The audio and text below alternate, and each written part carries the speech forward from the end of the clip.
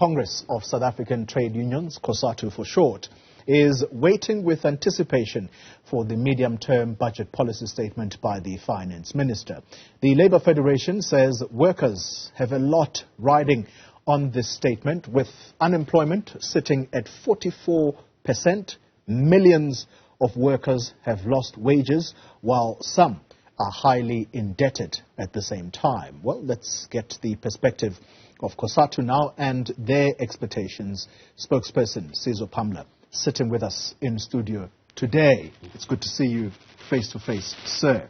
Let's start with the energy crisis. I've just asked the gentleman from a ratings agency operating in Africa, and he says if there's one element of this budget that stands above all other issues, it's the energy insecurity in the country, and that cannot not be addressed today. What does the minister have to say around this?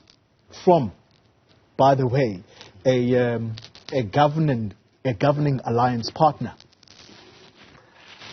Well, firstly, he's right. The issue of the energy crisis is an albatross really around the economy's neck, meaning that whatever is it that we talk about, if we don't have reliable energy supply, we will not achieve all of the goals and the targets that we'll be setting for ourselves. For us, we despair on this issue because 2 years ago we came out with an ESCOM social compact. In that ESCOM social compact, we were saying, look, we need all hands on deck on this question. Let's all try and find out what is it that is wrong with ESCOM and what is it that we can do to allow those who are running the institution, the power utility, to have the resources to fix the problem. So all right. Yeah. Let me interrupt you, Mr. Pamla. It does seem to be an issue with your microphone. So in the meantime, while we try to sort that out, let me tell you, the viewers, as to the demands, or perhaps what we would call ESCOM's or Cosatu's major issues that they have put out, and they're saying that the Finance Minister cannot not address this. So we've already touched on the 44% unemployment rate. Youth unemployment, it sits at 60%, and they continue then on this trend that workers have lost wages, millions are highly indebted, municipal workers have been left unpaid for months at a time. We're going to talk about state-owned entities in a moment, but let's focus the attention on ESCOM for a bit. You were interrupted while we wanted to fix your microphone. So again, I ask this question, Mr. Pamla. What is it that the Finance Minister needs to say will happen around ESCOM? Is it to pay off their debt, take over that debt of nearly 400 billion?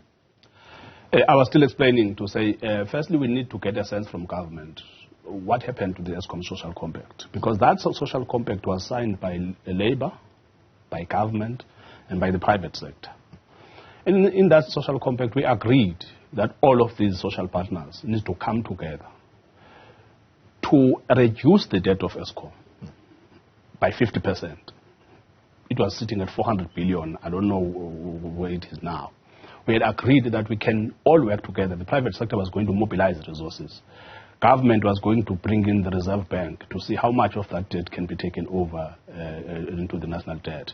And Labour, by the time, we had pointed out that our retirement savings, especially GPF and PIC, have already invested something like 118 billion rand on ESCOM. And we were saying that money will be lost if this power utility is allowed to implode. Yeah. We then proposed that let's convert that into equity to reduce this debt. Why was this necessary? Because if you can reduce ESCOM debt, it means that the amount of money that ESCOM currently pays on debt service cost will be the money that is directed on infrastructure regeneration and electricity regeneration in terms of fixing this infrastructure and expanding the capacity. We all agreed that this was going to work. Yeah. 2 years later, no one is talking about it in government. That is a big problem. If they have abandoned the ESCOM social compact, they should tell us so, and then tell us what is their plan because we are the only organization in the last 5 years that has come out with a plan. And they all supported the plan.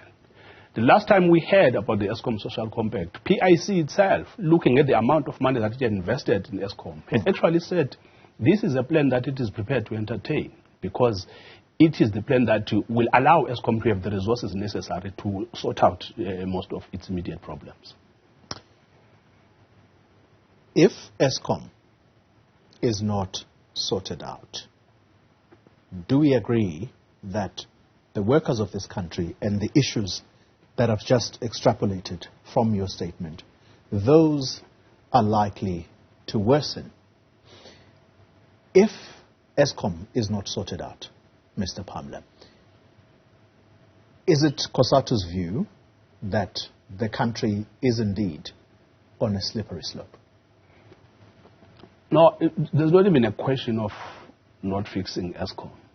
Because, let's go back to what the president said 5 years ago. He said, I'm going around the world asking investors to invest $1 trillion, I think that's what he said, into this country, foreign direct investment. But if you are not fixing ESCOM, if you don't have energy supply, why do you expect people to come and invest in your economy? Meaning that not only are we going to fail to attract foreign direct investment, the one that the president has been very passionate about, we are going to see the current investors, those who are not heavily invested in this country, move out of this country. Well, that brings me to my next question, and that is the demands of workers in this latest round of wage negotiations. Debt to GDP currently sits at 70%. That's the debt to GDP ratio. Workers are demanding above inflation wage increases. Where is this money coming from if government can't find money to sort out what we all agree is an albatross around the country's finances? Well, firstly, let's look at where the money is going. The February budget gave the private sector corporate tax cut from 28% to 27%. So we didn't have this conversation of where are we going to get this money because we were handing over money into people with no conditions. The same people, let me interject quickly. The same people, I don't purport to speak for them, but if you talk about corporate tax collections, they're going to argue that that has reduced significantly because of their ESCOM problem. No. So, no. We need not use this as an excuse. When we first came out with the idea of handing over a corporate tax cuts, it was 2012 when we adopted the NDP. We said for us to have unemployment, we need to give corporations resources so that they can invest back into the economy. At the time, corporate tax was 34%. Unemployment tax was 25%. A decade later, ESCOM's problems have been there since 2008. So let's not pretend as if ESCOM they are getting worse now, but they've been there. Well, President Zuma seems to think that he sorted out ESCOM. No, let's leave that aside.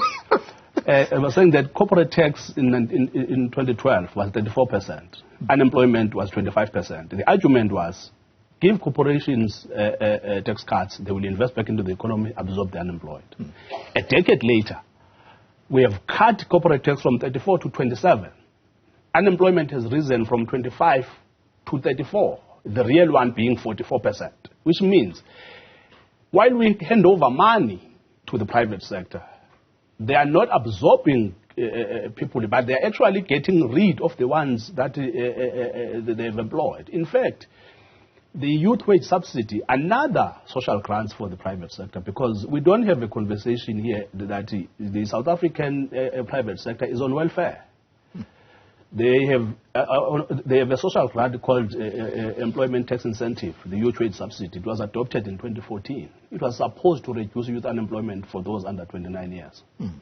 Currently, the unemployment of those under 29 years is 77%.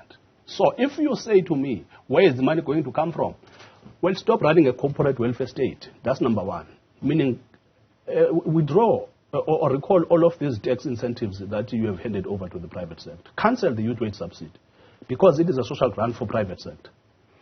And number two, impose capital controls because these people, the private sector, they take 85 billion out of this economy every year. So the money you give them every year, they take it out of the country. We're not saying this. The State Security Agency, when it was asked in Parliament how much we lose a year, they said 85 billion. Number three, the consultants, read the Auditor General's report, municipal level, provincial and national government departments, SOEs, state agencies, they spend on average 30 billion a year on consultants. All of them are collapsing. Now, you want to tell us that you can hand over 30 billion a year to consultants when everything is collapsing, meaning that they are not contributing to fixing any of this. And then you say you don't have the money for workers. I'm out of time, but what you're complaining about now, the enlisting of consultants to help municipalities, that's your fault. That is your fault, sir, because it is the governing alliance's fault, is it not? Because cadre deployment is the result of why people in municipalities are not... You are distorting issues here. You are distorting issues. How am I distorting issues? If municipal workers... Mr. Pamla, if municipal workers were properly qualified in the jobs in which they sit, would there be a need for consultants? No. Actually, do you know where the need for consultants come from? It comes from the tendering system, where people are paid without honoring service level agreements. If you abandon the tendering system that we have been talking about, we said cancel this thing because it is an avenue for looting. So who introduced the tendering system? Is it Labour? No, it's National Treasury.